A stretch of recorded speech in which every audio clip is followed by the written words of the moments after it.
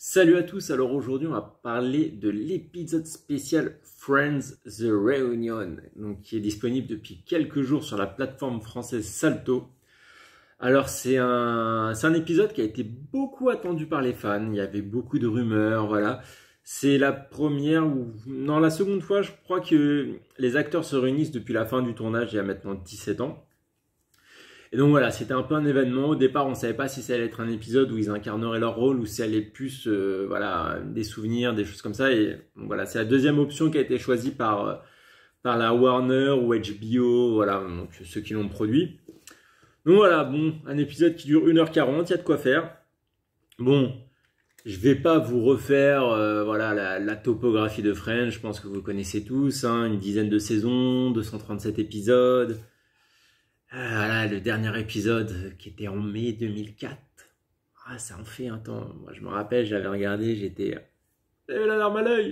Non, c'est vraiment... Moi, c'est une série qui m'a marqué, qui m'a apporté tellement de joie que... C'est vrai que quand elle s'est finie, comme toutes les autres séries, ça a été un déchirement. Mais bon, là, c'était encore plus spécial. Je pense qu'elle a marqué des générations et des générations. Bon, on va parler de cet épisode spécial maintenant que vous savez l'amour que j'ai pour Friends. D'ailleurs, je pense que l'amour, vous devez en avoir pour regarder cet épisode parce que si vous êtes, voilà, si vous aimez sans plus, ou même que vous n'avez jamais vraiment accroché, c'est pas la peine. Moi, j'ai trouvé ça excellent parce que je suis un grand fan. Mais voilà, ceux qui sont juste bof, pas trop, passez votre chemin, vous allez pas vraiment, c'est pas ça qui va vous faire aimer Friends. C'est vraiment pas ça qui va vous faire aimer. Alors, donc l'épisode, ça commence en fait où, bien sûr, je vais pas trop vous spoil, hein, j'ai juste vous donner les grandes lignes parce que voilà, c'est... Il n'y a pas non plus une intrigue. Alors ça commence, déjà ils se réunissent, on les voit arriver sur le plateau, etc. Je vous cache pas que moi au départ, j'ai vu ça, j'étais ouais, voilà, j'avais l'impression que c'était un peu forcé. J'ai pas trop aimé. C'est les 5 premières minutes et après voilà. Il y a le générique. Je vais pas vous faire l'offense de vous le faire, mais il y a le générique Are the Rebirth for You. C'est rien que le titre, je le massacre.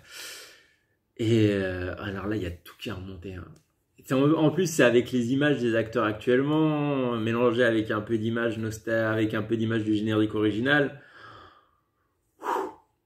Là, je pense que il a suffi de 5 minutes pour que le réfractaire un peu que j'étais, tu vois, ils ont fait ça que pour l'argent, c'est nul. C'est putain, voilà, ça m'a replongé dans le passé, c'est génial. Donc, faut savoir que ça va être un peu le maître des cérémonies, ça va être James Corden. Donc on va vraiment sentir deux axes bien distincts. Donc un premier axe avec James Corden et tous les acteurs qui sont assis sur le fameux canapé en face de la fontaine. Voilà, c'est tout ce qui est le plus symbolique. Et il va leur poser des questions, le public aussi. Donc parce que voilà, il y a quand même quelques personnes, même si voilà, il y avait, c'était enregistré pendant le fameux Covid. Hein. Faut dire son nom bas, sinon il y a YouTube qui va faire baisser la visualisation de ma vidéo. Mais non, voilà, c'était enregistré pendant cette période, donc c'est pas non plus un public bondé comme il y avait pendant les enregistrements de la série, mais voilà, il y a quelques personnes. Je pense que ça devait être des invités triés sur le volet, hein. C'est pas le pecno lambda, comme on peut dire, de vous ou moi, qui auraient pu y assister s'ils avaient voulu. Bon, déjà parce que c'était aux États-Unis, ça fait un peu loin pour moi. Bref, reprenons nos moutons. Alors, donc voilà, il pose des petites questions, voilà, ça fait que ça enchaîne des petites anecdotes. J'ai appris notamment, moi je ne savais pas, je n'étais pas non plus une personne qui m'intéressait beaucoup aux coulisses de la série, qu'il y avait une amourette entre les deux airs, et voilà, entre Ross et Rachel. Apparemment c'était quelque chose de connu, moi je ne savais pas. Mais voilà, c'était plein de petits trucs sympas, honnêtement, c'était cool. C'était vraiment, ces moments-là étaient vraiment sympas. Les autres moments, ça va être, ils vont être réunis tous les 5. Dans tous les 6, que dis-je, tous les 6, parce qu'ils sont tous là. Et en fait, ils vont se remémorer des passages du tournage. Donc voilà, ils sont surtout dans l'appartement de Monica et Rachel. Et ils vont se remémorer, voilà, à tel moment il s'est passé ça, à tel moment il s'est passé ci. C'est le premier, voilà, c'est les questions qui entraînent des anecdotes, et le deuxième, c'est eux qui se remémorent eux-mêmes de leurs souvenirs. Et en fait, on les voit au naturel, et je trouve ça vraiment sympa. Donc il y a Matt Leblanc et Matthew Perry, c'est les deux que j'ai préférés, qui amènent vraiment beaucoup d'humour. Et j'ai trouvé ça cool de les voir dans cet état d'esprit. Ça change de voir les personnages. Mais on voit qui sont leur rôle aussi. On sent quelque chose. On sent que le choix de tel et tel acteur n'était pas anodin. Et donc, ils vont aussi rejouer quelques scènes. Donc, c'est vraiment sympa parce qu'on les voit en train de réciter leur dialogue, voilà, assis autour d'une table avec le script, de les voir vivre. En même temps, voilà, il y a des bribes de l'ancien passage. Et je trouve ça vraiment super bien fait. Ça marche. Ça match. Voilà, ça match. C'est simple. Des fois, il suffit de pas grand-chose pour faire revivre la machine. Et là, c'est le cas. Après, on va pas avoir que ça.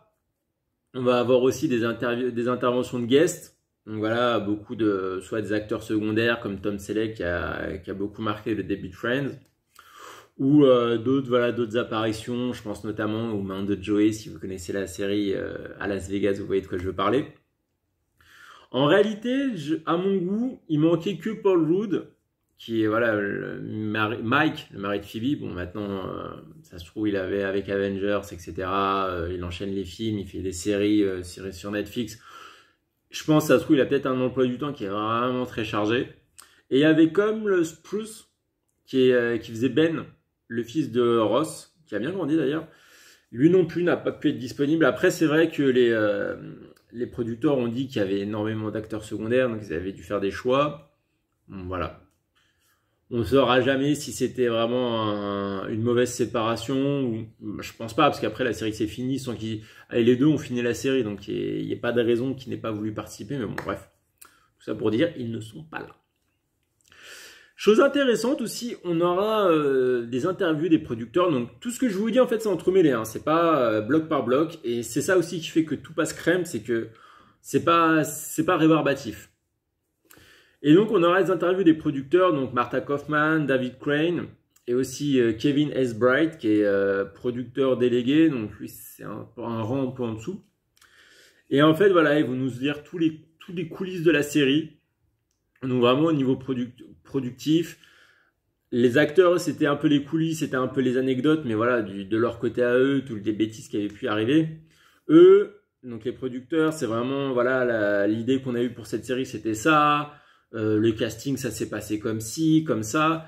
Et j'ai trouvé ça vraiment sympa. C'est vraiment un apport très riche. Et en fait, c'est ça. Cet épisode spécial pour tous les fans de Friends, déjà au-delà du plaisir de revivre beaucoup de nostalgie, beaucoup de bonheur. C'est aussi apprendre beaucoup de choses, des anecdotes qui n'ont jamais été connues, des making of, enfin pas vraiment making of, si on voit des images du coulisses, on voit des images des spectateurs, comment la série s'est préparée. Voilà, il y a beaucoup d'informations. Après, je sais pas, peut-être tous ceux qui ont acheté tous les DVD, il y a peut-être des bonus et trucs comme ça, mais pour quelqu'un comme moi, c'est beaucoup de choses que j'ai appris. Et j'étais content. J'étais vraiment content. L'ambiance se ressent, tout se ressent. Et voilà. Donc, si vous êtes fan de Friends, je vous conseille d'aller faire un tour sur Salto et d'aller regarder. Donc, j'espère que vous avez Salto. Et d'aller regarder vraiment cet épisode. C'est magnifique. Il y a beaucoup de gens qui ont critiqué le physique des acteurs. Je trouve ça dommage. Voilà, ils ont vieilli. C'est la vie, hein, les gars. En 17 ans, voilà. Bon, certes, oui, il y a Courtney Cox qui a fait un peu de lifting. Bon, elle habite à...